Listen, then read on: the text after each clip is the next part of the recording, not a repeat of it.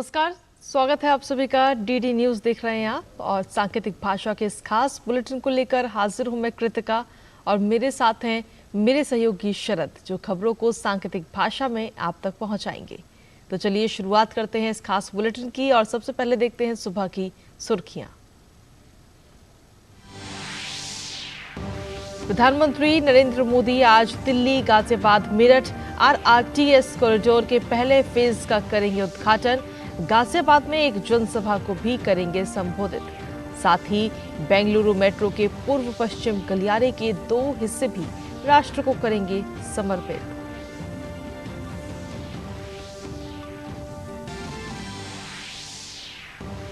राष्ट्रपति द्रौपदी मुर्मू के बिहार दौरे का आज अंतिम दिन। राष्ट्रपति गया में दक्षिण बिहार केंद्रीय विश्वविद्यालय के 3रे दीक्षांत समारोह में लेंगी हिस्सा।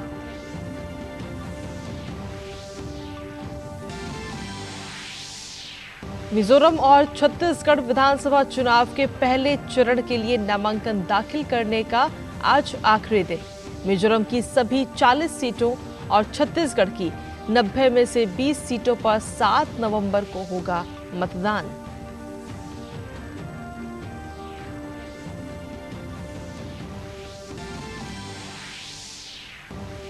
अमेरिकी राष्ट्रपति जो बाइडेन ने अपने देशवासियों को किया संबोधित। इजराइल और यूक्रेन को आर्थिक मदद जारी रखने पर दिया जोर। वहीं फिलिस्तीन के प्रति अमेरिका के समर्थन को भी दोहराया।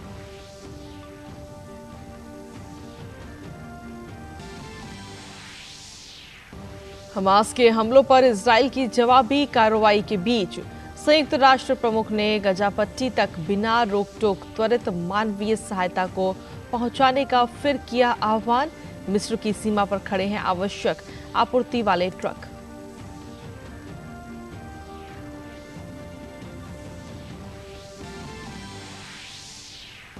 और वनडे विश्व कप में आज पाकिस्तान और ऑस्ट्रेलिया होंगे आमने सामने। कल खेले गए मैच में भारत ने दर्ज की लगातार चौथी जीत। विराट कोहली की शतकीय पारी की बदौलत बांग्लादेश को दी 7 विकेट से शिकस्त।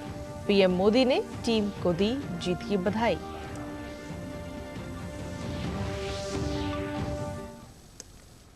और हेडलाइंस के बाद अब खबरों में विस्तार से बात करेंगे। प्रधानमंत्री नरेंद्र मोदी आज देश के पहले रीजनल रैपिड ट्रांजिट सिस्टम यानी आरआरटीएस की शुरुआत करेंगे। प्रधानमंत्री उत्तर प्रदेश के साहिबाबाद रैपिड एक्स स्टेशन पर दिल्ली, गाजियाबाद, मेरठ आरआरटीएस कॉरिडोर के प्राथमिकता वाले खंड का उद्घाटन करेंगे। वो भारत में रीजनल रैपिड ट्रांजिट सिस्टम के शुभारंभ के साथ साहिबाबाद को दुहाई डिपो से जोड़ने वाली रैपिड एक्स ट्रेन को भी रवाना करेंगे। वहीं प्रधानमंत्री साहिबाबाद में एक सार्वजनिक कार्यक्रम की अध्यक्षता करेंगे, जहां वो देश में आरआरटीएस के शुभारंभ के अवसर पर सभा को भी संबोधित करेंगे। आरआरटीएस के विकास से आर्थिक कार्यों को बढ़ावा मिलेगा, जो रोजगार, शिक्षा और स्वास्थ्य देखभाल के अवसरों तक बेहतर पहुंच प्रदान करेगा। इसके साथ ही इससे वायु प्रदूषण में उल्लेखनीय कमी लाने में मदद मिलेगी। ये एक शहर से दूसरे शहर जाने के लिए सुरक्षित, विश्वसनीय और आधुनिक आवागमन की सुविधा प्रदान करेगा। इसके साथ ही प्रधानमंत्री बेंगलुरु मेट्रो के पूर्व पश्चिम गलियारे के 2 हिस्से भी राष्ट्र को आज समर्पित करेंगे। वहीं राष्ट्रपति द्रौपदी मुर्मू के बिहार दौरे का आज 3रा और अंतिम दिन है। राष्ट्रपति आज गया में दक्षिण बिहार के केंद्रीय विश्वविद्यालय के 3रे दीक्षांत समारोह में हिस्सा लेंगी। इससे पहले कल राष्ट्रपति ने आधुनिक और पारंपरिक चिकित्सा पद्धतियों के समावेश से लोगों को समग्र स्वास्थ्य सुविधा उपलब्ध कराने पर जोर दिया है। पटना एम्स के पहले दीक्षांत समारोह को संबोधित करते हुए राष्ट्रपति ने कहा कि आयुर्वेद, योग, यूनानी और सिद्धा जैसी सभी पारंपरिक चिकित्सा पद्धतियों का समावेश समय की मांग है। उन्होंने कहा कि एम्स इस क्षेत्र में प्रमुख भूमिका निभा रहा है। राष्ट्रपति ने एम्स और अन्य चिकित्सा संस्थानों से मानसिक स्वास्थ्य से संबंधित बीमारियों के उपचार की प्रणाली विकसित करने को भी कहा। वहीं छत्तीसगढ़ विधानसभा चुनाव के पहले चरण के नामांकन दाखिल करने का आज अंतिम दिन है। छत्तीसगढ़ की 90 में से 20 सीटों पर 7 नवंबर को मतदान होगा। राज्य के विधानसभा निर्वाचन क्षेत्रों के लिए भरे गए नामांकन पत्रों की जांच 21 अक्टूबर को होगी और 23 तारीख तक नाम वापस लिए जा सकते हैं।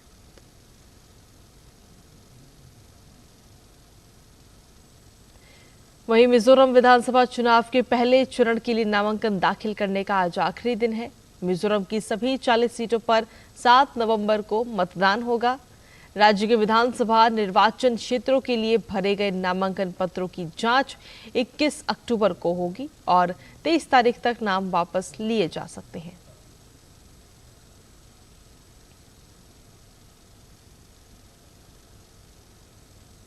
वहीं कांग्रेस ने आगामी मध्य प्रदेश विधानसभा चुनाव के लिए 85 उम्मीदवारों की दूसरी सूची जारी कर दी है। इसमें पीसी शर्मा भोपाल दक्षिण पश्चिम विधानसभा सीट से पार्टी के उम्मीदवार होंगे, जबकि अभिषेक चौकसे चिंटू जबलपुर कैंट से चुनाव लड़ेंगे। दिनेश गुर्जर मुरैना विधानसभा क्षेत्र से चुनाव लड़ेंगे। पार्टी ने पहली सूची में घोषित 3 उम्मीदवारों को भी बदल दिया है।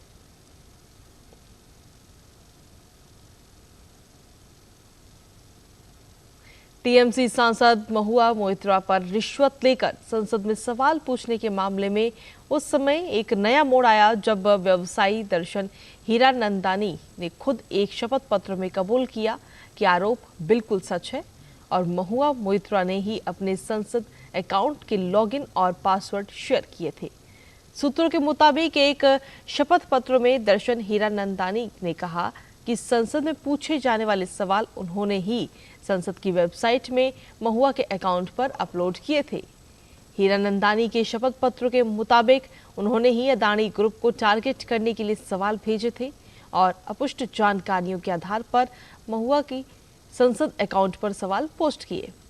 हीरानंदानी ने यह भी कबूल किया कि महुआ मोइत्रा राजनीति में तेजी से तरक्की करने के इरादे से प्रधानमंत्री नरेंद्र मोदी को निशाना बनाना चाहती थी और इसी वजह से उन्होंने अदानी को टारगेट किया।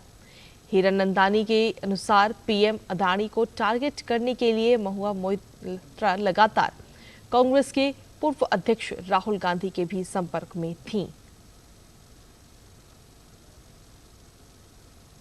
विदेश मंत्री डॉक्टर एस जयशंकर सिंगापुर दौरे पर हैं। सिंगापुर दौरे के दूसरे दिन विदेश मंत्री अपने सिंगापुर के समकक्ष और देश के शीर्ष नेतृत्व से मुलाकात करेंगी। वहीं भारतीय क्षेत्रीय सम्मेलन की अध्यक्षता भी करेंगे। वो सिंगापुर में नवनिर्वाचित राष्ट्रपति थर्मन एवं अन्य वरिष्ठ नेताओं से मुलाकात कर द्विपक्षीय सहयोग की समीक्षा करेंगे और भविष्य में सहयोग बढ़ाने के अवसर तलाशेंगे। इससे पहले बीते कल विदेश मंत्री ने सिंगापुर के रक्षा मंत्री एनजी इंग हैन के साथ द्विपक्षीय मुद्दों पर चर्चा की। उन्होंने यहां भारत के आसियान और पूर्वी एशिया के राजदूतों के क्षेत्रीय सम्मेलन की भी अध्यक्षता की। एस जयशंकर ने एक्स पर पोस्ट में लिखा कि अपने मित्र रक्षा मंत्री एनजी इंग हैन से मिलकर अच्छा लगा। हमारे राजदूत सम्मेलन को संबोधित करने के लिए उन्हें धन्यवाद। हम उनके रणनीतिक अध्ययन व आंकलन की सराहना करते हैं। साथ ही उन्होंने कहा कि हमने क्षेत्र में विकास का जायजा लिया और भारत के निहितार्थ उनका आकलन किया। सिंगापुर के विदेश मंत्रालय ने एक बयान में कहा कि जयशंकर की यात्रा दोनों देशों के बीच घनिष्ठ और दीर्घकालिक संबंधों की पुष्टि करती है, जो रणनीतिक विश्वास की मजबूत नींव पर बने हैं।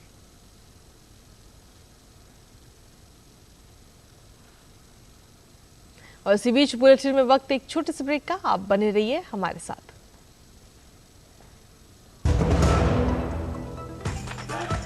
मैं क्या जी सब जानते हैं, जहां दिखे मारियो, अपना समझ के खा लियो। होंगे बच्चे स्वस्थ भले फूलेगा बचपन, इन्हें पिलाओ मुगली घुट्टी 555। अर्जुन, एग्जाम्स में you made us really proud. अब आगे क्या सोचा है? पापा, मैंने आईआईटी जाना है और इंजीनियर बनना है।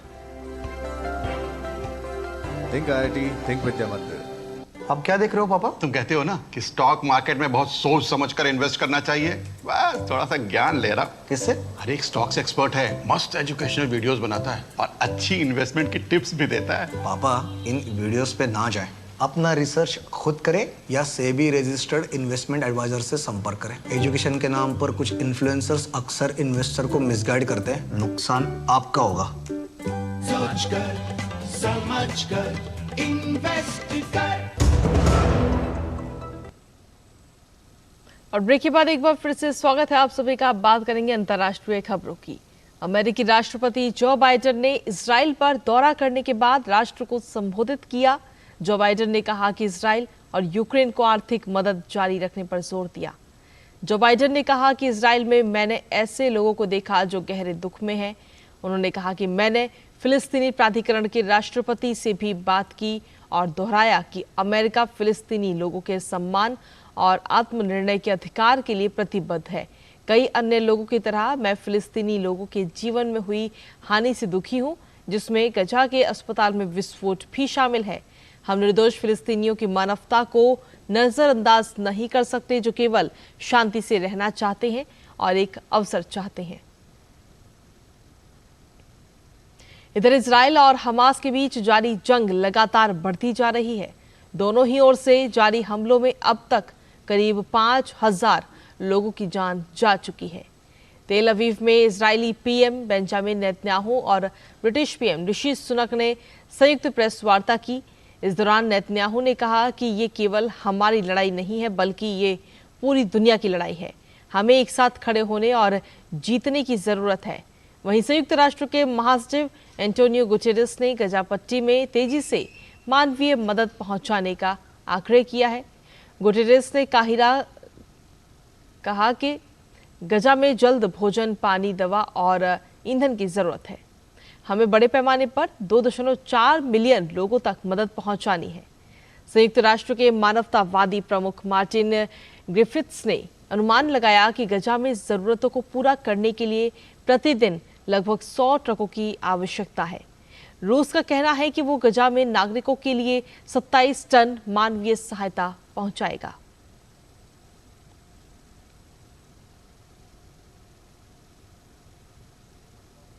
प्रधानमंत्री नरेंद्र मोदी ने फिलिस्तीनी के राष्ट्रपति महमूद अब्बास से बातचीत की। पीएम मोदी ने सोशल मीडिया साइट एक्स पर अपने संदेश में लिखा, फिलिस्तीन प्राधिकरण के राष्ट्रपति महामहिम महमूद अब्बास से उन्होंने बात की है। गजा के अल अहली अस्पताल में नागरिकों की मौत पर अपनी संवेदना व्यक्त की। हम फिलिस्तीनी लोगों के लिए मानवीय सहायता, भोजन जारी रखेंगे। क्षेत्र में आतंकवाद, हिंसा और बिगड़ती सुरक्षा स्थिति पर अपनी गहरी चिंता साझा की। इजराइल फिलिस्तीन मुद्दे पर भारत की लंबे समय से चली आ रही सैद्धांतिक स्थिति को भी दोहराया।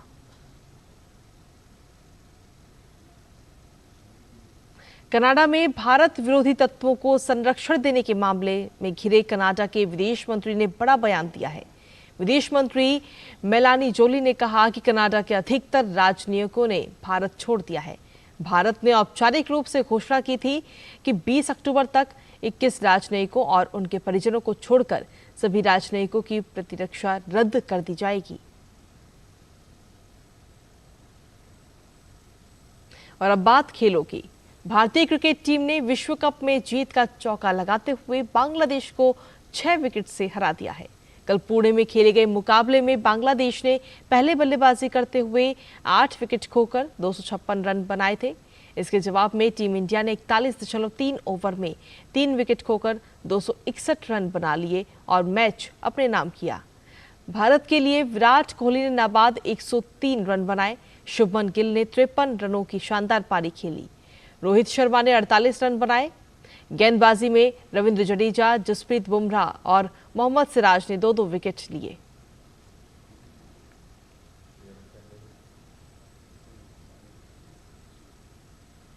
वहीं वनडे विश्व कप में आज ऑस्ट्रेलिया और पाकिस्तान की टीम आमने सामने होंगी और ये मुकाबला बेंगलुरु में खेला जाएगा।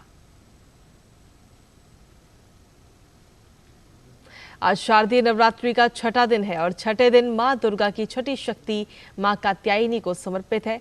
ऋषि कात्यायन के पुत्री होने के कारण इनका नाम कात्यायनी रखा गया। सुबह से ही मंदिरों में श्रद्धालुओं का आस्था का सैलाब उमड़ रहा है। दिल्ली के झंडेवालान मंदिर में भी सुबह की आरती की गई।